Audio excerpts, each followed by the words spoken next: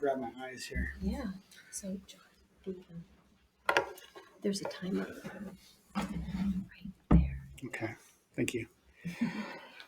Hey, my name's John. I'm an alcoholic. John. My sobriety date is 6/11/2021, and I'm here by the grace of God. Hell yeah. Real privileged to be here today. I, like my sponsor said, I really wanted to be here, but I was on my way back to Mexico. I moved there a couple years ago with my wife, and so I live there and I work up here now. But what it was like, so I was thinking about it a little bit, and I have a couple clear memories even before I touched alcohol. One was my mom's, well, I guess before she got married to her high school sweetheart, her second marriage, he had brought over a chocolate cake, and it was in the kitchen, and I was probably like maybe 6 years old. And my mom said, "No, this cake's not for you. It's for somebody else." And I'm like, "But it's my birthday." And she's like, "Well, don't worry about it." And I'm like, I got really mad. And so when she turned her back, I went and I took that chocolate cake and I went into the woods with my friends and we ate the whole thing together. And then we threw the plate into the water. And, and then my second one was after my mom and my stepdad got married. We were playing Candyland in the new house. And, I was not winning. And she turned her back and she went into the kitchen and I switched the pieces around because I realized in hindsight that I didn't like consequences. And I didn't like facing those consequences. And so I learned to manipulate the situation or just outright take what I wanted, And that was even before I ever touched alcohol. So, but when I started, my first real time I got drunk was in junior high, probably between 7th and 8th grade. And a friend had got some vodka from his older brother, and we drank that during lunch. And then I went to go to a track meet, and I proceeded to lose, and made a whole big drama thing about it, and then I also got high for the first time, and it was with a friend of mine, and in the woods again behind the school, and it was the best feeling ever. And we laughed on the side of the road in a main thoroughfare of traffic, just laughing our asses off for, I don't know, it seemed like hours. And I always chased that feeling, because I just was relieved from any kind of care or worry. And it was amazing. My parents got divorced early. And my dad wasn't in my life for a long time. And when he finally was, I really wanted to be close to him, but he was drinking and drugging. And I was like, well, that's not good. And so I tried to not, curb him from doing that. And he didn't like that. And so, the harder I tried to get close to him and push that away, the further he got from me.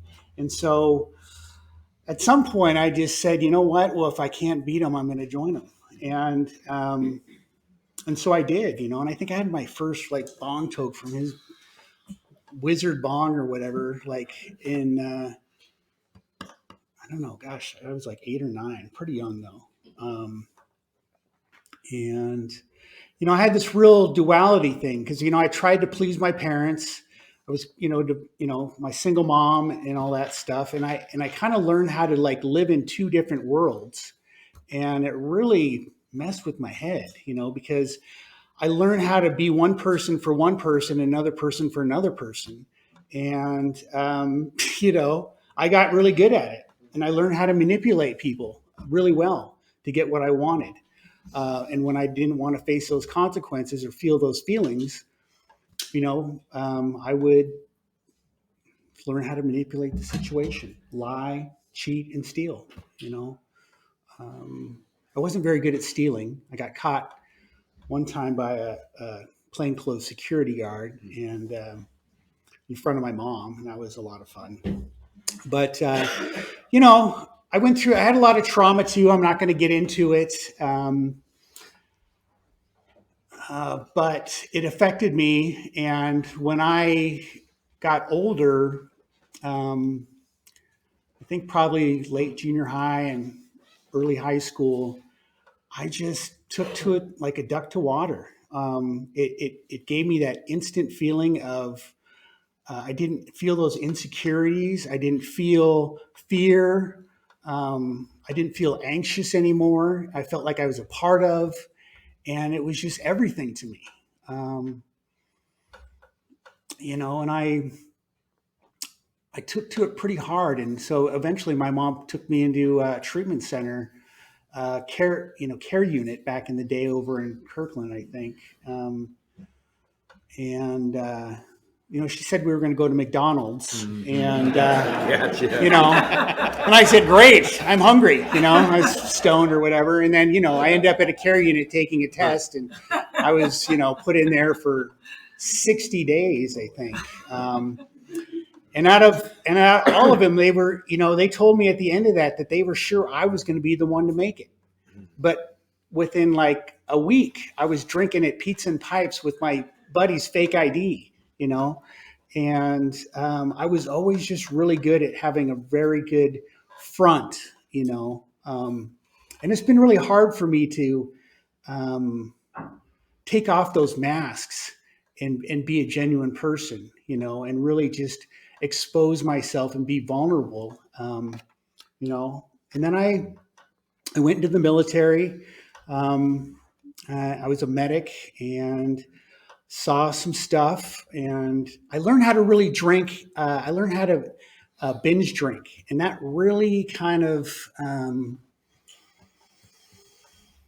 it gave me this false idea that I had some sort of control, because I could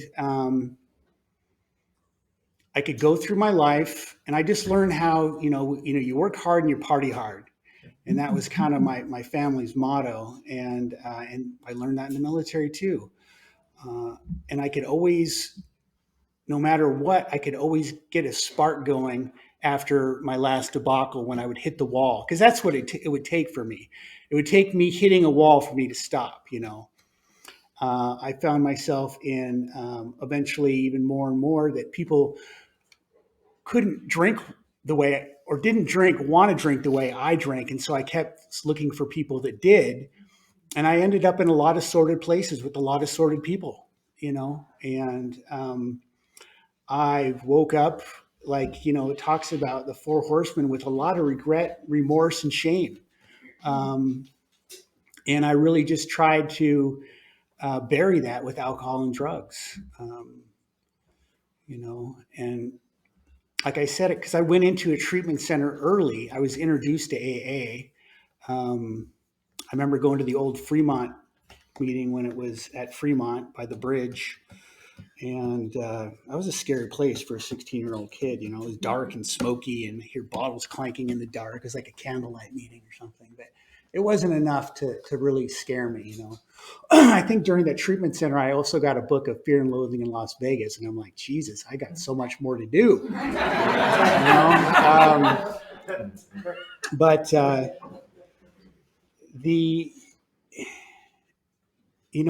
I just kept running. I always was just running, and I never took the time to face stuff because it was just too painful for me to look at. And if I, look back now, if I would have just taken the time to face those things, I think it might have been a little different. But at some point, I crossed the line, and I don't know exactly when that was. It feels like it was sometime outside, once I got out of the military. Am I doing on time? Okay. And once I came back from Desert Storm, I just took to drugs and alcohol like twice. I mean, I don't know. I just really went at it hard, and I ended up in jails, sanitariums, involuntarily committed because they said, "Well, are you going to kill yourself?" And I'm like, "Well, psh, yeah, you know, let me out." And they're like, "Well, you're not leaving," And so um, I think I would say this is my third real attempt at the program. I had 3 years before. I had 10 years the last time, and now I have a little over 9 months and some change. So it's a lot different for me now. When I came back in, I came more willing than I'd ever been before, and that willingness allowed all these doors in my mind to just fling wide open. All these closed doors I had, and instead of you know resenting the program and the people in it, I embraced it, and I started embracing the people, and all of a sudden, people became friendly, and people became helpful, and that chip on my shoulder. I realized the one of the biggest realizations when I came back in was how much pride I had. I had just a ton. I mean, I couldn't even. It was so big that I couldn't see it, and that's what. When I came to the end of those 10 years, my skin was crawling, and I was too full of pride to ask for help because I'm like, I have 10 years, I should know better, you know. Um, and yeah, so I decided to go out on the marijuana maintenance plan, because I was like, I don't have a problem with marijuana. But I should tell you, I smoked the shit out of that stuff when I was out there, and it really did a number on me. And eventually, and I quit my job on good terms at the hospital.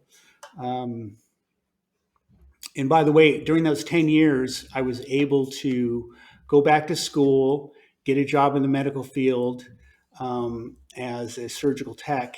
And now I'm working as a perinatal tech in a labor and delivery unit, and we end up doing a lot of C-sections. I see a lot of miracles every day. But it was because of the program that allowed me to do that. And it also allowed me to leave gracefully, even though I was just a mess. And I asked if I could have a job back. And I was living in Mexico at the time. I quit my job, moved down to Mexico with my wife, got a house, and thought I was going to retire early, And like I said, I was smoking weed, and eventually I was drinking. And during COVID, there was no meetings down there. We live in a small Mexican village. And I was able to find a sponsor on Zoom meetings. Zoom meetings saved my life. People have mixed feelings about those, but for me, it was a real miracle, and I'm grateful for it. And I was able to come back up here and get my job back with my seniority. And I'm back working in a field that I enjoy, I'm good at. And that's, one of the reasons why I say I'm here by the grace of God, because I threw up every chance God gave me into his face. I just flipped in the bird constantly. Okay, thank you so much for getting my ass out of there. I got it from here, and that's something I really have to watch, and so all I can say is that, page 30 in More About Alcoholism describes me to a T. And Jeffrey was in a meeting. He was talking, hey, if you need a sponsor. I said, I do need a sponsor. And it took me a while to warm up to it. But you know what? I'm like, I need help. I can't do this by myself. And it's through learning how to be grateful again, doing my gratitude list in the morning, doing my prayers, going the steps with my sponsor. I'm on step 9 now. And,